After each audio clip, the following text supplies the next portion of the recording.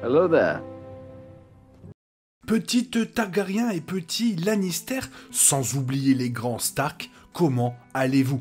Au jeu de cartes, on dit souvent « je prends la main » et dans la vie, Jaime Lannister a dit « je perds la main ». Bref, revenons sur le personnage de Jaime Lannister avec 10 choses que vous ne savez pas sur lui et on en parle dès maintenant et n'oubliez pas de commenter la vidéo. Let's go!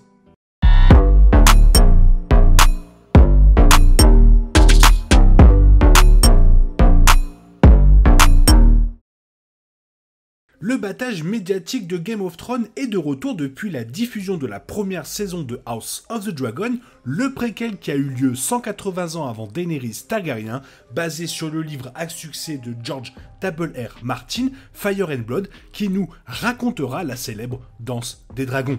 Avec de nombreux changements apportés à la série par rapport au livre, il est intéressant de jeter un coup d'œil à la version de Jaime Lannister des livres par rapport à sa représentation dans la série de Nicolas Coster-Waldau. Jaime était le même à bien des égards, comme son intelligence et son charme. Cependant, son voyage différait radicalement dans la série de celui dans lequel il était engagé dans les livres. Dans cette idée, voici 10 choses que vous ne savez pas sur Jaime Lannister. Premier point, le physique de Jaime dans la série est différent de sa description dans les livres. Il ne fait aucun doute que Nicolas Coster-Waldau est un bel homme, une représentation haute et charmante de Jaime Lannister. Néanmoins, dans les livres de George R.R. Martin, sa description physique est assez différente. Alors que Jaime Lannister de la série a l'allure d'un guerrier avec sa taille et sa silhouette musclée, les cheveux de l'acteur sont plus foncés, une teinte blonde sale et ses yeux sont bruns. Alors qu'en ce qui concerne les livres, Jaime a les yeux verts et est comparé à un demi-dieu de la beauté, avec des cheveux dorés bouclés et un sourire qui pourrait faire s'évanouir n'importe qui. En gros, un BG.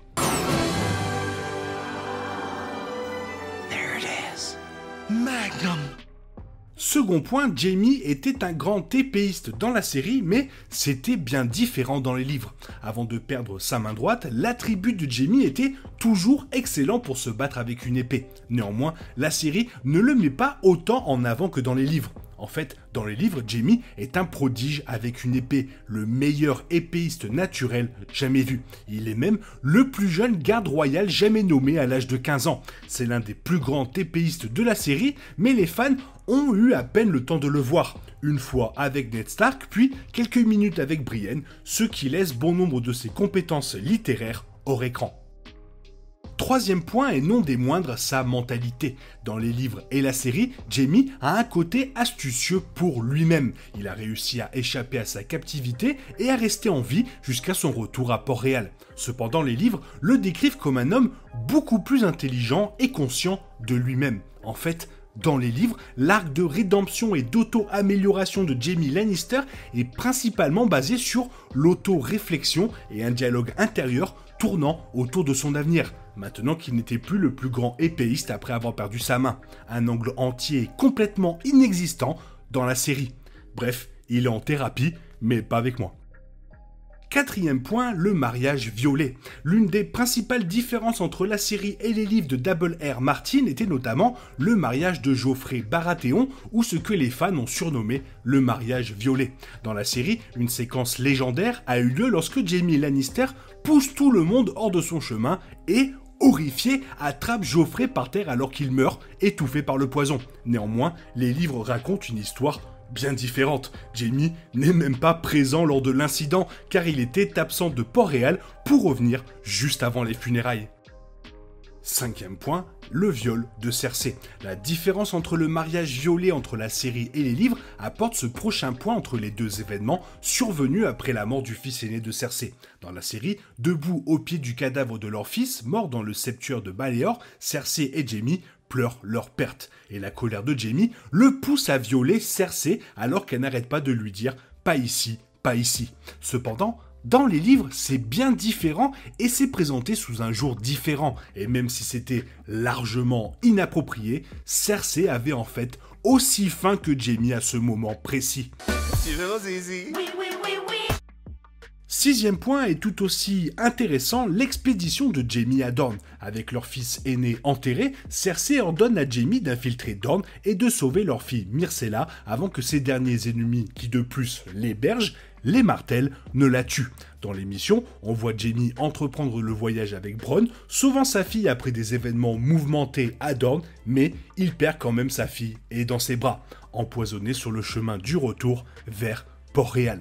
Mais dans les livres, rien de tout cela ne se produit car Jaime refuse la demande de Cersei et devient de plus en plus méprisé par sa sœur.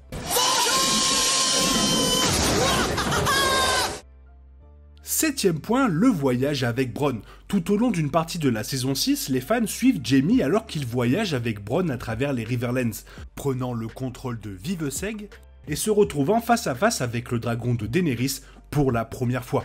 Alors que le spectacle met l'accent sur la nouvelle relation de Jaime avec Bronn, qui est en quelque sorte un défenseur maintenant que Jaime a perdu sa main de combat, le livre raconte une histoire complètement différente. En fait, c'est Sir Elyn Payne, le bourreau muet, qui voyage avec Jaime. L'assassin silencieux permet à Jaime de s'entraîner avec sa main gauche sans entendre aucun commentaire sur son incapacité à se battre. Huitième point, très important, Jaime et son arrogance. Avant d'échapper à la captivité de Catelyn Stark, Jaime Lannister a prêté serment de retrouver ses filles et de veiller à leur retour en toute sécurité, ainsi que de ne pas prendre les armes contre les Stark et les Tully. Dans l'émission, Jaime semble avoir réitéré une rupture de serment en disant spécifiquement à Edmure Tully « Je tuerai tous les Tully pour revenir à Cersei ». Dans les livres, Jaime rencontre les Blackfish, l'oncle de Catelyn, à qui il tient le respect. Même après que Blackfish l'ait rejeté, Jaime propose un accord favorable à son neveu Edmure et tient son serment car il ne fait de mal à personne à Viveseg. Avant-dernier point est très important, la marche d'expiation de Cersei. Game of Thrones n'est pas étranger aux scènes choquantes dont l'une était la marche d'expiation de Cersei alors qu'elle se déplaçait du set de Baléor au Donjon Rouge, nue, humiliée et honteuse. Dans l'émission, l'épisode suivant la montre, fraîchement sortie de son expérience avec les cheveux courts, retrouvant Jaime qui est de retour, battu, épuisé et d'une seule main, mais de retour vers elle néanmoins prêt à déchaîner sa colère contre ceux qui lui ont fait du mal. Mais dans les livres, Jaime prend au sérieux son devoir de garde royale et reste dans les Riverlands pour maintenir la paix du royaume. Et pour finir, l'allégeance aveugle de Jaime envers Cersei. L'une des intrigues centrales de couple de Game of Thrones est celle de Cersei et Jaime. Après tout, la relation incestueuse a été l'un des premiers facteurs de choc de la série lors de sa première diffusion. Malgré quelques changements chez Jaime et un arc de rédemption prometteur, le final de la série le montre en train de faire un virage à 180 complet sur son développement personnel et retourner dans les bras de Cersei, mourant finalement avec elle, tous deux enterrés vivants dans le Donjon Rouge. Cependant, dans les livres, et jusqu'à présent, Jaime réexamine toute sa vie lors de son voyage loin de Port-Réal et reste à l'écart de sa sœur et de la capitale jusqu'au dernier livre, jusqu'à présent. Voilà, c'était encore quelques changements apportés à un super personnage de Game of Thrones et qui nous a fait vibrer dans sa lutte envers lui-même. Toi, qu'est-ce que tu en penses? Fais-le moi savoir dans la zone commentaire et sinon il est temps pour toi de reprendre le cours normal de ta vie et on se retrouve demain pour une nouvelle vidéo. Bisous bisous, bye bye.